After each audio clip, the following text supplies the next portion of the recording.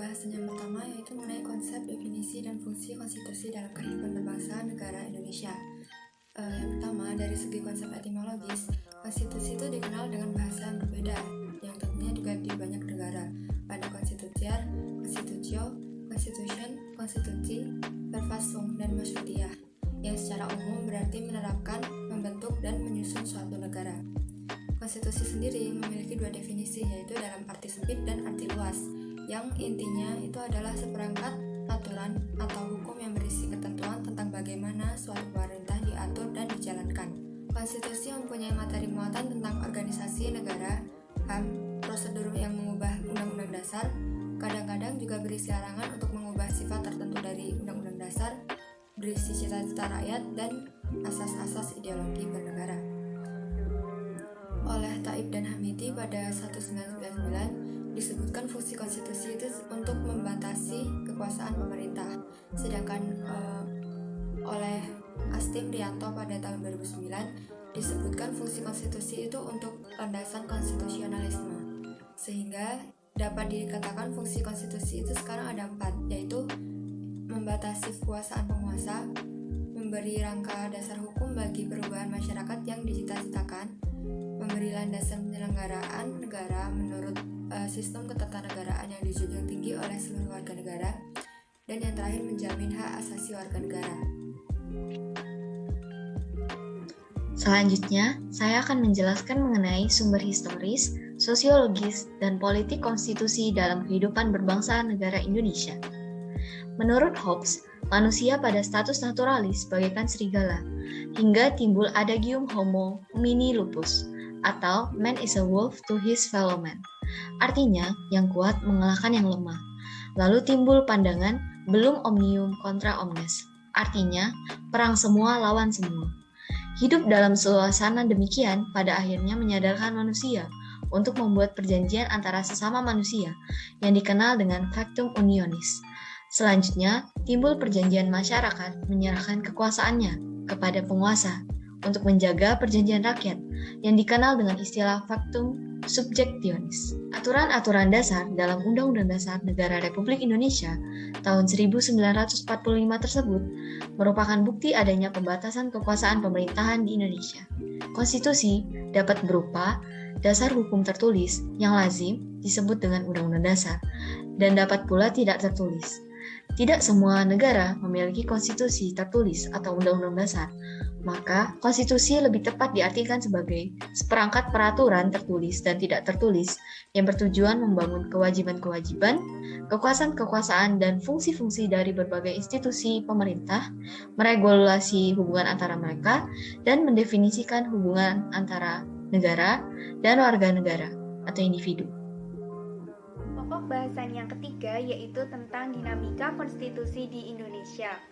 Dinamika konstitusi di Indonesia yaitu yang pertama UUD Negara Republik Indonesia tahun 1945 yang berlaku mulai tanggal 18 Agustus 1945 sampai Agustus 1950. Dengan catatan bahwa mulai 27 Desember 1949 sampai 17 Agustus hanya berlaku di wilayah RI Proklamasi. Kemudian yang kedua yaitu Konstitusi RIS tahun 1949 yang berlaku tanggal 27 Desember 1949 sampai 17 Agustus 1950. Yang ketiga yaitu UUDS 1950 yang berlaku tanggal 17 Agustus 1950 sampai 5 Juli 1959. Kemudian yang keempat ada UUD Negara Republik Indonesia tahun 1945 masa Orde Lama yang berlaku 5 Juli 1959 sampai dengan 1965. Kemudian yang terakhir atau yang kelima yaitu UUD Negara Republik Indonesia tahun 1945 masa Orde Baru yang berlaku tahun 1966 sampai dengan 1998. Selanjutnya yaitu tantangan yang dihadapi konstitusi dalam kehidupan berbangsa dan bernegara di Indonesia. Jadi tantangan yang dihadapi konstitusi dalam kehidupan berbangsa dan bernegara dari masa ke masa yaitu yang pertama, terjadinya krisis ekonomi dan moneter pada pertengahan tahun 97 yang memicu banyak aksi unjuk rasa. Hingga puncaknya pada 21 Mei 1978, Presiden Soeharto menyatakan berhenti dari jabatannya.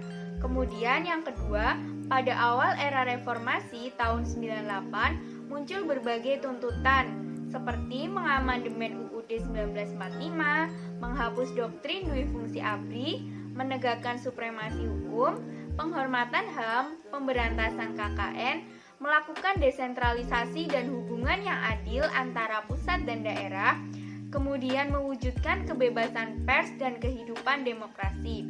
Tuntutan-tuntutan tersebut didasarkan pada pandangan bahwa UUD 1945 itu belum cukup memuat landasan bagi kehidupan yang demokratis, pemberdayaan rakyat, dan penghormatan terhadap HAM.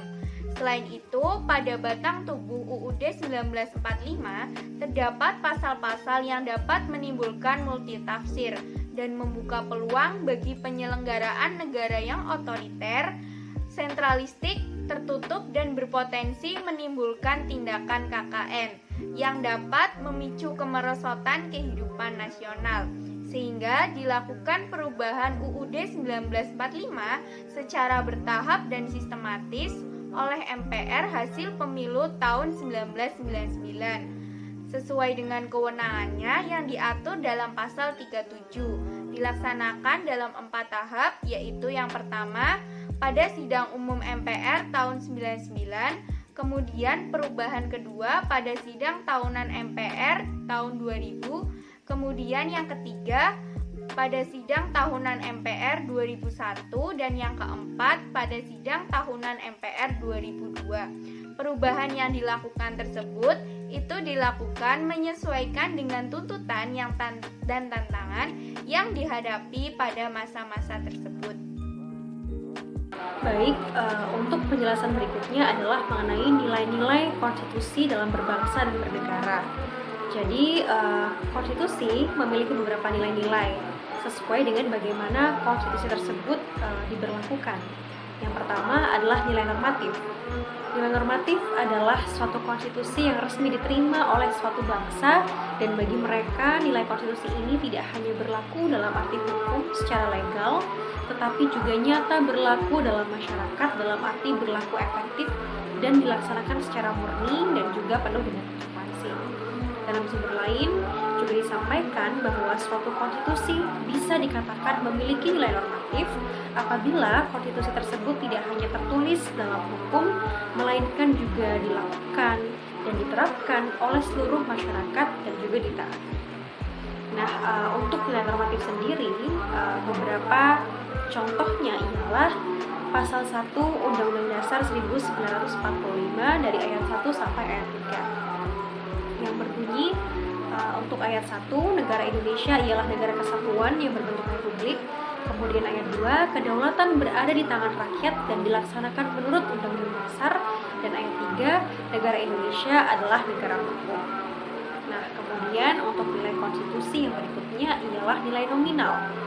Nilai nominal sendiri adalah suatu konstitusi yang menurut hukum tetap berlaku namun tidak sempurna. Ketidaksempurnaan itu disebabkan karena adanya pasal-pasal tertentu yang tidak berlaku bagi seluruh masyarakat Indonesia. Jadi tidak seluruh pasal-pasal yang ada pada Undang-Undang Dasar 1945 bisa berlaku bagi seluruh wilayah negara. Dalam sumber lain disampaikan juga bahwa suatu konstitusi bisa dikatakan memiliki nilai nominal apabila konstitusi tersebut hanya dijalankan oleh para penguasa atau beberapa lembaga negara saja. Nah, untuk contoh dari nilai nominal ini, contohnya ialah pada ayat 1-3, yakni di pasal 2 Undang-Undang Dasar 1945. Pasal 2 Undang-Undang Dasar 1945 ayat 1-3 berbunyi untuk ayat 1, Majelis Permusyawaratan Rakyat terdiri atas anggota Dewan Perwakilan Rakyat dan anggota Dewan Perwakilan Daerah yang dipilih melalui pemilihan umum dan diatur lebih lanjut oleh undang-undang. Untuk ayat 2, Majelis Permusyawaratan Rakyat bersidang sedikitnya sekali dalam 5 tahun di ibu kota negara. Dan untuk ayat 3, segala putusan Majelis Permusyawaratan Rakyat ditetapkan dengan suara yang terbanyak. Nah, Jadi untuk nilai nominal pada konstitusi menunjukkan bahwa konstitusi tersebut berlaku bagi para penguasa di pemerintahan atau lembaga-lembaga pemerintahan saja, jadi tidak berlaku bagi seluruh masyarakat Indonesia. Nah, untuk contoh kasus ini di pasal 2 Undang-Undang Dasar 1945 adalah lembaga legislatif, yakni Majelis Permusyawaratan Rakyat. Kemudian untuk nilai yang terakhir adalah nilai semantik. Nilai semantik konstitusi adalah suatu konstitusi yang berlaku hanya untuk kepentingan penguasa saja. Dalam memobilisasi kekuasaan, penguasa menggunakan konstitusi ini sebagai alat untuk melaksanakan kekuasaan politik. Dalam sumber lain juga disampaikan bahwa suatu konstitusi bisa dikategorikan punya nilai semantik apabila konstitusi tersebut hanya menjadi jargon bagi para penguasa untuk mempertahankan kekuasaannya. Maka dari itu, secara ideal, konstitusi seharusnya mengandung atau memiliki nilai normatif, yakni bisa dilaksanakan atau diterapkan secara konsekuen, secara legal, secara hukum oleh seluruh wilayah negara Indonesia dan diterapkan oleh seluruh masyarakat Indonesia, atau paling tidak punya atau mengandung nilai nominal, yakni bisa dikatakan apabila nilai tersebut dijalankan oleh lembaga negara tertentu atau oleh penguasa dalam pemerintahan.